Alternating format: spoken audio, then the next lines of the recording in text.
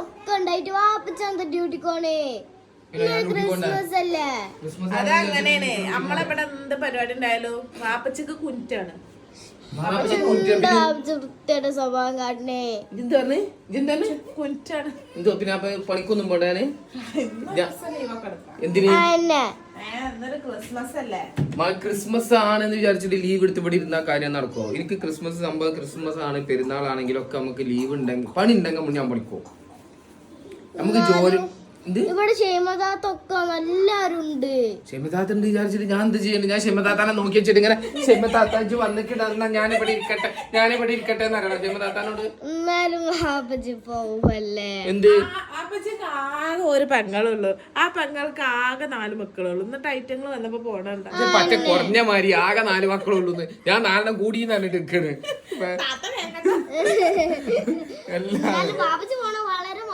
വാപ്പച്ചി പോണ വളരെ മോശമെങ്കിൽ നിങ്ങൾ ഇവിടെ എന്തോളൂ. നിങ്ങൾക്ക് ക്ഷമതാത്ത അവിടെ ഉണ്ട്. നിങ്ങളെല്ലാരും എവിടേക്ക്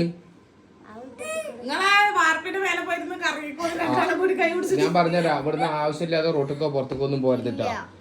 ഇവിടെ പിന്നെ കാരണം ക്രിസ്മസ് ആണ്. റോട്ടിലൊക്കെ ആൾക്കാർ കുറവായിക്കാരം. എല്ലാരും നിങ്ങൾ ക്രിസ്മസ് ആയിട്ട് തമാശ വേറെ നിങ്ങൾ മാറ്റി പോണൊക്കെ ശരി. എന്താണ് ക്രിസ്മസ് ആയിട്ട് എന്താ പരിപാടി?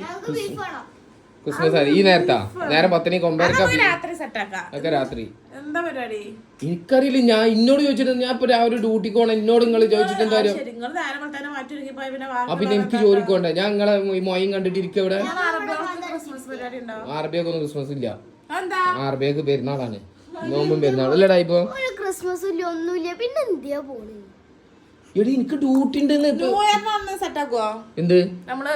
ഇയറിനൊന്നും ഞാൻ ഉണ്ടാവില്ല. അന്നൊക്കെ എനിക്ക് തിരക്കുള്ള ദിവസം. ഞാൻ